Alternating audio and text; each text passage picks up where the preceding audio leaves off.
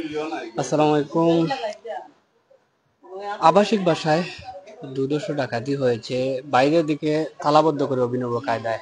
Viewers, আমরা উপস্থিত হয়েছি কুলাউড়া উপজেলা, সিলেটের মৌলভীবাজার জেলা কুলাউড়া উপজেলার মাগুরা এলাকায়।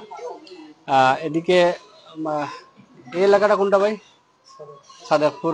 সাদেকপুরের আংশিক এরিয়া ধরে মাগুরার পার্শ্ববর্তী কুলাউড়া উপজেলা পরিষদের পশ্চিম পাশের এরিয়াটা, যেটা এখানে যে আবাসিক বাসা আমরা জেনেছি, এখানে আপনাদের দেখানোর চেষ্টা করব যে ওনারা বাইরে ছিলেন, হয়তো কোনো আত্মীয়র বাড়িতে।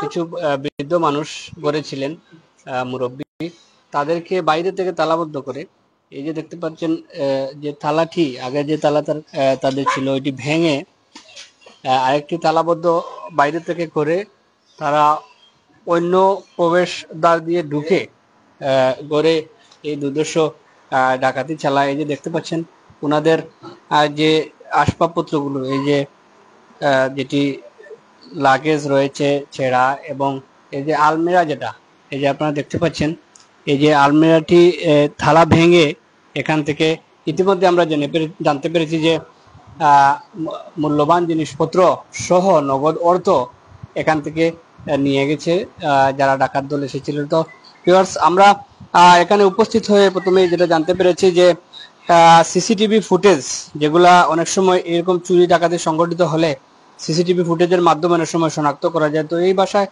দুঃখজনক হলেও সত্য, সিসিটিভি কোনো ব্যবস্থা নেই, বা আশপাশে কোনো সিসিটিভি না থাকার কারণে হয়তো ডাকাতেরা এই সুযোগ নিয়েছে, এবং তারা অনেকেই এখানে বিলাপ করছেন, বা তাদের এই মূল্যবান জিনিসপত্র হারিয়ে নিঃস্ব প্রায় অবস্থা আমরা দেখতে পাচ্ছি। এবং এখানে যারা রয়েছেন, আমরা পরিবারের লোক রয়েছেন, তাদের কাছ থেকে জানার চেষ্টা করবো যে বিষয়টি কিরকম হয়েছে। তো ভিউয়ার্স, আমরা দেখাচ্ছি যে রয়েছে সিলেটের মৌলভীবাজার জেলার কুলাউড়া উপজেলায়, যেটি কুলাউড়া উপজেলার উপজেলা কমপ্লেক্স, যেটি উপজেলা কমপ্লেক্সের খুব কাছেই পশ্চিম দিকে 200 গজ পশ্চিমে সাদেকপুর এরিয়ার মধ্যে পড়ে এই বাসাটি। এই বাসার মধ্যে এই চুরি সংঘটিত হয়েছে। তো আসলে ভিউয়ার, যদি দেখতে পাচ্ছেন মানুষ কিভাবে সমাজে বর্তমান অবস্থায় বিভিন্ন সময় আমরা এরকম ঘটনার খবর শুনতে পাই এবং কাভার করতে আমরা যাই। তো আসলে প্রতিনিয়ত বেশ কয়েকদিন থেকে আপনারা দেখতে পাচ্ছেন যে সারা দেশে উত্তপ্ত অবস্থা। ঢাকায়, সিলেটে, মৌলভীবাজারে মানুষ হত্যা হয়েছে, সাংবাদিক হত্যা হয়েছে। এই এই বিচারের জন্য মানুষ যখন বিভিন্নভাবে উপস্থিতি এবং মানববন্ধন আবেদন করে যাচ্ছেন, সেই সময় আজকে আবার ঘটে গেল কুলাউড়া এই ঘটনা। তো ভিউয়ার্স, আসলে বাসায় প্রকাশ করতে আমরাও যারা সংবাদকর্মী আছি বা বিভিন্ন মিডিয়ায় উপস্থাপন করি, তো আমরা এই বিষয়গুলো যখন খাবার করতে যাই, আমরাও ব্যথিত হই, মর্মাহত হই যে আসলে কিভাবে আপনাদের সামনে প্রেজেন্ট করব, উপস্থাপন করব এই বিষয়গুলো। তো আসলে আমরা না গেলেও পারি না, যেহেতু আমাদের দায়িত্বের মধ্যে পড়ে, এবং যারা সংবাদকর্মী আছি, সিনিয়র সাংবাদিকরা আছেন, আমাদের দায়িত্বই হচ্ছে সমাজের অসঙ্গতি, মানুষের বিপদ, মানুষের সম্ভাবনা আপনার সামনে তুলে ধরা। তো সেই ধারাবাহিকতায় আজকে কিন্তু আসা এবং এই লাইভে সংযুক্ত হওয়া। তো পরিবারের মধ্য থেকে আমরা খুঁজবো এখানে কারা আছেন, তো আমরা জানার চেষ্টা করবো আসলে বিস্তারিত।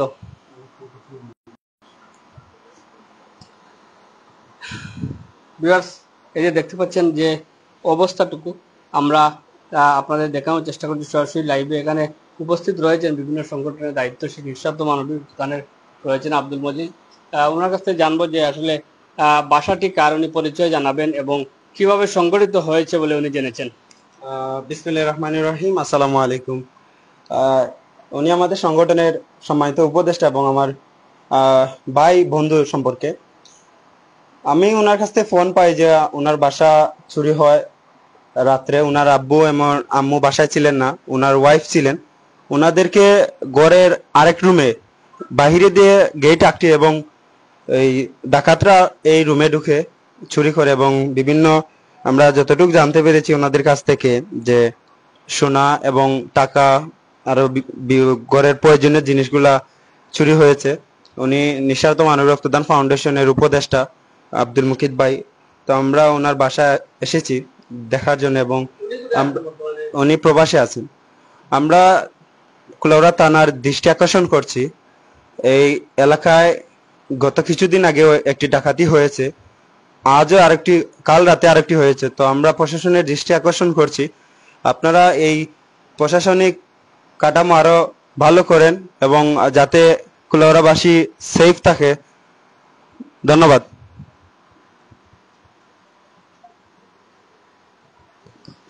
ভিউয়ার্স, আমরা এই যে দুর্দর্শ ডাকাতির অবস্থা সংঘটিত হয়েছে বা এই বাসা থেকে আপনাদের জানানোর চেষ্টা করলাম।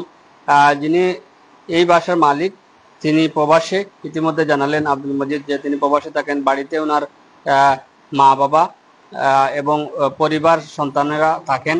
তো যেভাবে এই ডাকাতিটি সংঘটিত হয়েছে আসলে দুর্দর্শ বটে।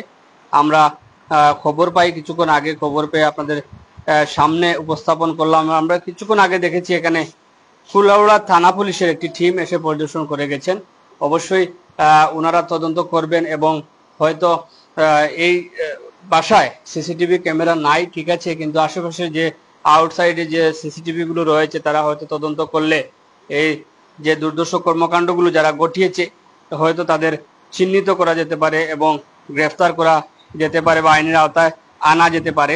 তো আমরা আশা করব যে প্রশাসনের পক্ষ থেকে এই সংঘটিত ঘটনার রহস্য উদ্ঘাটন করে যারা দোষী তাদের আইনের আওতায় আনার জন্য, এতে করে আসলে এই যে বাংলাদেশের যে পরিস্থিতি বর্তমান সময়ে চলছে, খুন হত্যা রাহাজানি এরকম হয়েই যাচ্ছে, চলেই যাচ্ছে। তো আমরা আইনের প্রয়োগ যেটা আশা করব খুব ত্বরিত যেন হয়। আইনের প্রয়োগ যদি ত্বরিত হয়, দৃষ্টান্তমূলক শাস্তি হয় যারা দোষী, তাহলে আরো যারা দুর্দর্শ চোরেরা আছে, ডাকাতেরা আছে এবং দুষ্কৃতিকারী আছে তারা সতর্ক হবে এবং এরকম কর্মকাণ্ড থেকে বিরত থাকবে।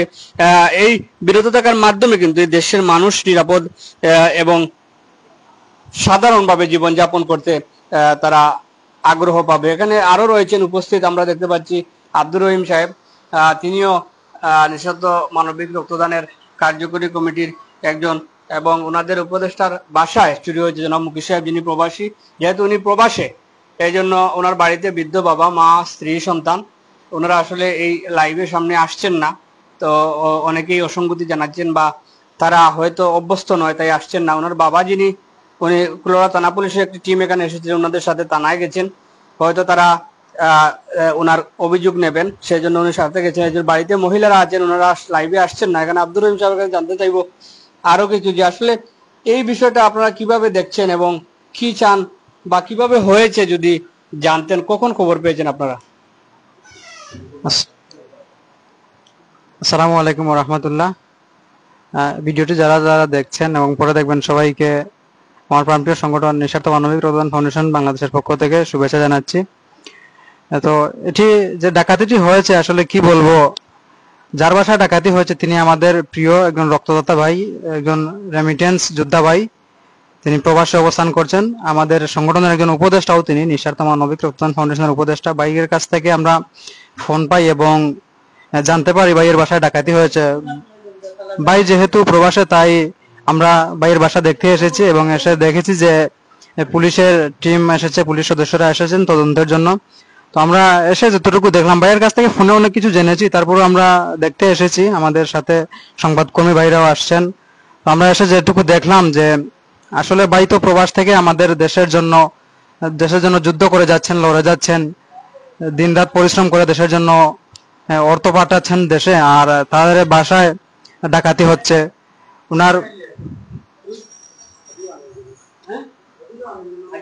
ওনার বাসায় যে ডাকাতি হয়েছে এটার তীব্র নিন্দা জানাচ্ছি, প্রতিবাদ জানাচ্ছি। আইন প্রয়োগকারী যে সংস্থাগুলো রয়েছে তাদেরকে দ্রুত এই যারা এই ডাকাতি করেছে, ডাকাতি যারা সংগঠিত করেছে তাদেরকে খুবই দ্রুত আইনের আওতায় আনার জন্য আমি অনুরোধ জানাচ্ছি।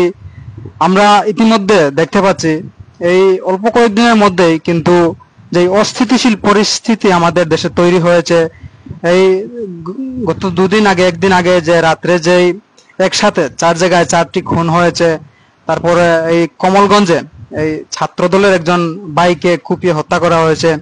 এভাবে যদি আমাদের দেশের ঢাকায়, তারপর ঢাকায় যে বিএনপির ঢাকায় যে সাংবাদিককে খুন করা হয়েছে, এভাবে যদি আমাদের দেশ চলতে থাকে তাহলে আমরা নিজেরা বা এই যে আমাদের মুকিত ভাই, রেমিটেন্স যোদ্ধা মুকিত ভাইয়ের বাসায় কোনো পুরুষ মানুষ নেই, যিনি রয়েছেন তিনিও মুকিত ভাইয়ের বৃদ্ধ বাবা।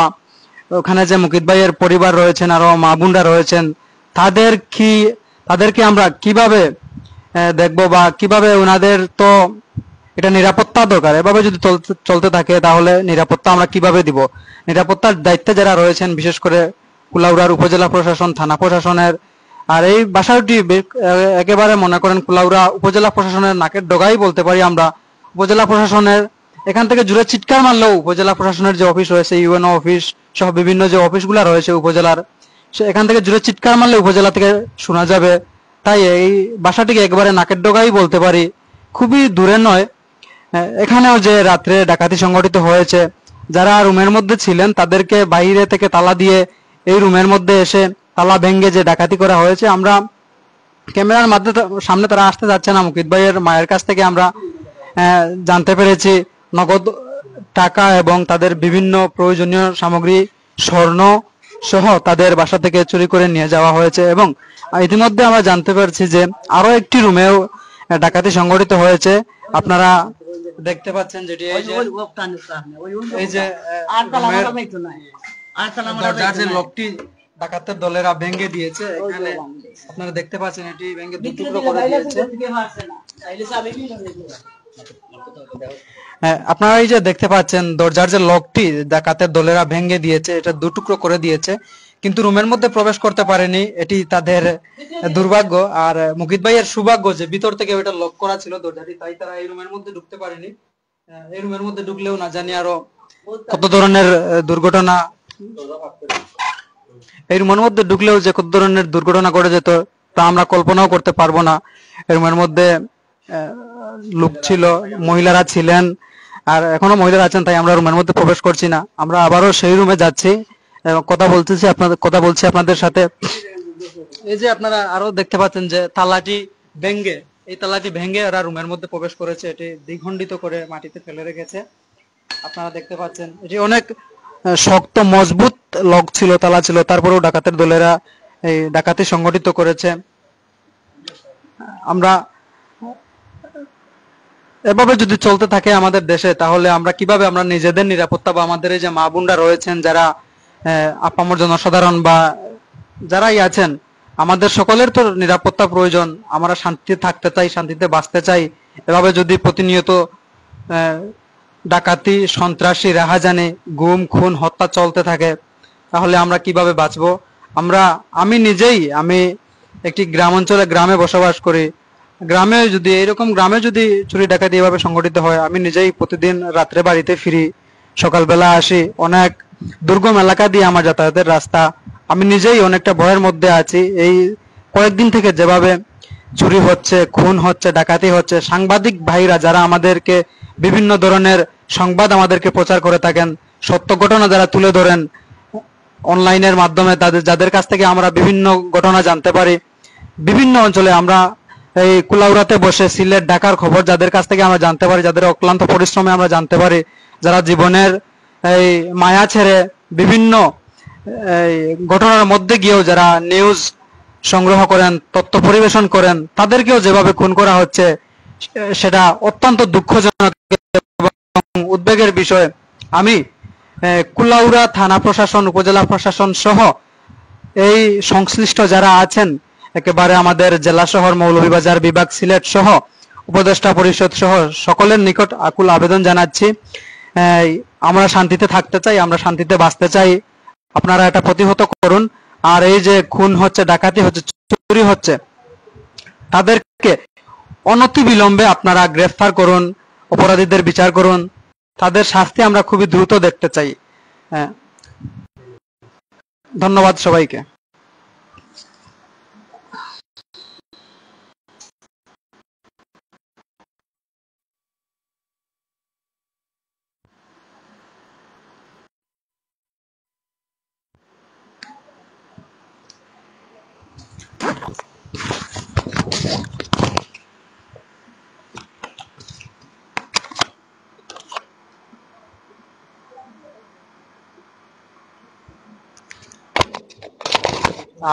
ভিউয়ার্স, আমরা শেষ মুহূর্তে এই লাইভটি একবারে শেষ পর্যায়ে চলে এসেছি। তো ভিউয়ার্স, আমরা যারাই এখানে উপস্থিত ছিলাম, বিশেষ করে সিলেটি নেটওয়ার্ক প্ল্যাটফর্মের যে যে চ্যানেল থেকে দেখছিলেন, আসলে আপনারা স্ব অবস্থান থেকে আপনাদের মূল্যবান মন্তব্যের মাধ্যমে আমাদের এই লাইভে কমেন্ট করতে পারেন, জানাতে পারেন।